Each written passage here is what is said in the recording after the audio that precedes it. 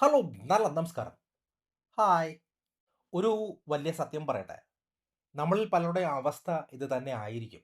മനസ്സിൽ പ്രണയം കൊണ്ട് ഒരു കടൽ തന്നെ ഉ എല്ലാവർക്കും ഉണ്ടാകും. പക്ഷേ പുറത്തേക്ക് വരുമ്പോഴോ ഒന്നുകിൽ ആരും കാണാതെ ഉള്ളിൽ ഒതുക്കിയും അല്ലെങ്കിൽ ചോദിച്ചു വാങ്ങുന്നത് വലിയൊരു റിജക്ഷൻ ആയി പോകുമോ എന്നുള്ളൊരു ഭയം. വിഷ്ണു ഇടവൻ സംവിധാനം ചെയ്ത കവിൻ, നയൻതാര ഒന്നിച്ച് എത്തിയ ഹായ്. അങ്ങനെ ഒരു കഥയാണ്.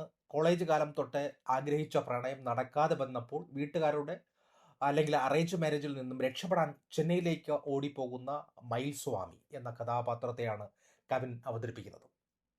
അവിടെ വെച്ചാണ് അവൻ ദേവയാനി എന്ന് പറയുന്ന നയൻതാരയെ അവതരിപ്പിക്കുന്ന കഥാപാത്രത്തെ കാണുന്നത്. അവളും നാട്ടിലെ ഒരു നിർബന്ധിത വിവാഹത്തിൽ നിന്നും ഓടി വന്നതാണ്. വീട്ടുകാരുടെ കണ്ണ് വെട്ടിക്കാൻ രണ്ടുപേരും ചേർന്ന് ഒരു പ്ലാനിട്ട് തന്ത്രങ്ങൾ മെനയുകയും പ്രണയത്തിലാണ് എന്ന്, അതോടൊപ്പം തന്നെ ദേവയാനി ഗർഭിണിയാണ് എന്ന് വരെ കവി വച്ച് കാച്ചുകയാണ്. അങ്ങനെ ഇവർ തമ്മിലുള്ള ആ ഒരു കോമഡിയും അങ്ങനെയുള്ള പ്രധാനപ്പെട്ട കുറേ സാധനങ്ങളും ഒക്കെ ചേരുന്ന ഒരു കഥയാണ് പറയുന്നത്.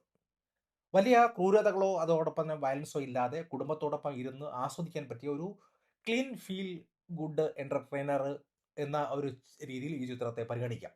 ഇതിൽ ചില ഹൈലൈറ്റ് എനിക്ക് തോന്നിയത് പാലത്തിന് മുകളിൽ വെച്ച് കവിൻ റോസാപ്പൂ കൊടുക്കാൻ ശ്രമിക്കുന്ന ആ രംഗം, അതോടൊപ്പം തന്നെ ബാത്റൂമിൽ വെച്ചിട്ടുള്ള നയൻതാരയുടെ ആ ഒരു രംഗം സൂപ്പർ കോമഡി ടൈമിംഗ് ആണ്. അപ്രതീക്ഷിതമായിട്ട് എത്തുന്ന ഇന്റർവെല്ലിലെ ബ്ലോക്ക് ഇതൊക്കെ പ്രേക്ഷകരെ നന്നായിട്ട് തന്നെ രസിപ്പിക്കുന്നുണ്ട്. പ്രത്യേകിച്ച് ക്ലൈമാക്സിന് തൊട്ട് മുമ്പ് രാധിക ശരത് കുമാർ തുടർന്ന ആ ഒരു വലിയ ഇമോഷണൽ പ്രകടനം അതൊക്കെ നല്ല ഗംഭീരമായിട്ടുണ്ട്. ഏതൊരാളുടെയും കണ്ണു നിറയ്ക്കുന്ന കുറേ നല്ല സീനുകൾ ഉണ്ട്. അഭിനയത്തിലേക്ക് വന്നു കഴിഞ്ഞാൽ കവിൻ തൻ്റെ ആ ഒരു പഴയ കുറുമ്പും ടൈമിങ്ങും ഒക്കെ കോമഡിയൊക്കെ നന്നായിട്ട് തന്നെ ഗംഭീരമാക്കി തിരിച്ചെത്തിയിട്ടുണ്ട്. വൈകാരികമായ രംഗങ്ങളിൽ കവിൻ സ്കോർ ചെയ്തു എന്ന് തന്നെ പറയാം. മറുവശത്ത് ഞാനും റൗഡി താൻ എന്ന ഓർമ്മിപ്പിക്കുന്ന രീതിയിൽ വളരെ പ്രസരിപ്പുള്ള ഒരു കഥാപാത്രമായി നയൻതാരയും തിളങ്ങി. കെ ഭാഗ്യരാജ്, അതോടൊപ്പം തന്നെ രാധിക ശരത് കുമാർ, പ്രഭു തുടങ്ങിയ സീനിയർ താരങ്ങളും തങ്ങളുടെ അനുഭവ സമ്പത്ത് കൊണ്ട് സിനിമയെ നന്നായിട്ട് തന്നെ താങ്ങി നിർത്തുന്നുണ്ട്. അതോടൊപ്പം തന്നെ ഖുറേഷി ആദിത്യ, കതിർ എന്നിവർ തമ്മിലുള്ള അവരുടെ കോമഡിയും നന്നായിട്ട് തന്നെ വർക്കായിട്ടുണ്ട്. ആദ്യമായിട്ടാണെങ്കിൽ പോലും പ്രേക്ഷകരെ ഒട്ടും മടുപ്പിക്കാതെ കയ്യിലെടുക്കാൻ സംവിധായകൻ വിഷ്ണു ഇടവന് സാധിക്കുന്നുണ്ട്. അതോടൊപ്പം തന്നെ ഇതിന്റെ സാങ്കേതിക വശങ്ങൾ നോക്കിയാൽ ഇത് ഈ സിനിമയുടെ ഏറ്റവും വലിയ പ്ലസ് പോയിന്റ് ജൻ മാർട്ടിന്റെ സംഗീതമാണ്. ബാക്ക്ഗ്രൗണ്ട് സ്കോറിൽ വയലിൻ വച്ചുള്ള കുറേ രംഗങ്ങളുണ്ട്, നോട്ട് അങ്ങനെയുള്ള സാധനം കിടിലം നന്നായിട്ട് തന്നെ ആ സീനിനെ എലിവേറ്റ് ചെയ്തിട്ടു. പിന്നെ രസഗുളിക എന്ന് പറയുന്ന ആ ഒരു പാട്ട് നല്ല രസമുണ്ട്. അതോടൊപ്പം തന്നെ കുടികാര നെഞ്ച് എന്നീ പാട്ടുകളൊക്കെ നന്നായിട്ട് തന്നെ ഇത് ചെയ്തിട്ടുണ്ട്. രാജീവ് ശുക്ലയുടെ ക്യാമറ വർക്കും സിനിമയെ വളരെ കളർഫുൾ ആക്കാൻ, അതോടൊപ്പം തന്നെ റിച്ച് ലുക്ക് നൽകാനും ശ്രമിക്കുന്നുണ്ട്. അതോടൊപ്പം തന്നെ ഫിലോമിന രാജന്റെ എഡിറ്റിങ്ങും സിനിമയെ നന്നായിട്ട് തന്നെ സഹായിച്ചിട്ടുണ്ട്. ഇതിന്റെ വിമർശനങ്ങൾ എന്ന് പറയാൻ ഒരുപാടുണ്ട്. എന്നാലും സിനിമയിൽ ചില സ്ഥലങ്ങളിൽ ആ, നമുക്ക് ഒട്ടും കൺവിൻസിങ് അല്ല.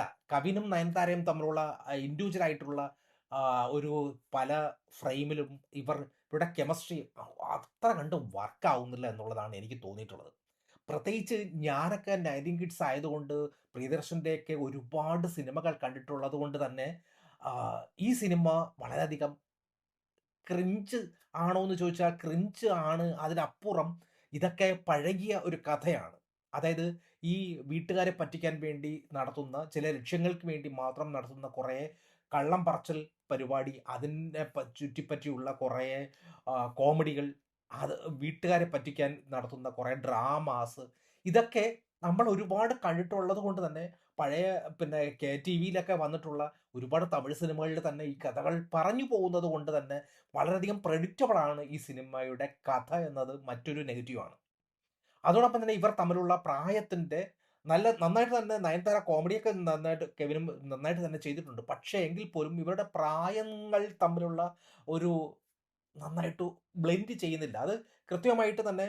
പക്ഷേ നയൻതാര എനിക്ക് തോന്നുന്നത് രാജ, പിന്നെ റാണി അതേപോലെ ഉള്ള ആ ഒരു പ്രസരിപ്പോട് കൂടിയാണ് ഇതിൽ കോമഡിയൊക്കെ നന്നായിട്ട് തന്നെ കൈകാര്യം ചെയ്യുന്നത്. പക്ഷേ ഇവർ തമ്മിലുള്ള ആ ഒരു ബോണ്ടിങ്, ശാരീരികമായിട്ടുള്ള ബോണ്ടിങ്ങും അതോടൊപ്പം തന്നെ ഇവരുടെ ഫേസ് തമ്മിലുള്ള ഒരു ഡിഫറൻറ്റ് നന്നായിട്ട് തന്നെ മനസ്സിലാകുന്നുണ്ട്. പ്രായം കൊണ്ട് ഇവർ ഒട്ടും ചേരുന്നില്ല എന്നുള്ളതാണ് മറ്റൊരു നെഗറ്റീവായിട്ട് എനിക്ക് തോന്നിയിട്ടുള്ളത്. അതോടൊപ്പം തന്നെ ഇതിൽ മറ്റൊരു സാധനം എന്ന് പറയുമ്പോൾ സെക്കൻഡ് ഹാഫിൽ പലയിടത്തും നമുക്ക് ഈ കഥ ഊഹിക്കാൻ കഴിയുന്നുണ്ടെങ്കിൽ ചില ഡബിൾ മീനിങ് ആയിട്ടുള്ള ഡയലോഗുകൾ ഇതിൽ കടന്നുകൂടുന്നുണ്ട്.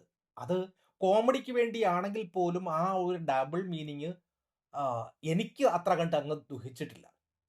എന്തൊക്കെ പറഞ്ഞാലും ചെറിയ കുറവുകൾ ഉണ്ടെങ്കിൽ പോലും ഒരു കുടുംബത്തോടൊപ്പം ഇരുന്ന്, സുഹൃത്തുക്കളോടൊപ്പം ഇരുന്ന് തിയേറ്ററിൽ പോയിരുന്ന് കുറച്ച് സമയം ചിരിക്കാൻ പറ്റുന്ന ഒരു ആവറേജ് ഫീൽ ഗുഡ് സിനിമയായിട്ടാണ് എനിക്ക് അനുഭവപ്പെട്ടത്. അപ്പോൾ നിങ്ങൾ ഈ സിനിമ കണ്ടിട്ടുള്ളവരാണെങ്കിൽ നിങ്ങളുടെ അഭിപ്രായങ്ങൾ കമന്റ് ബോക്സിൽ രേഖപ്പെടുത്തുമല്ലോ. Thank you.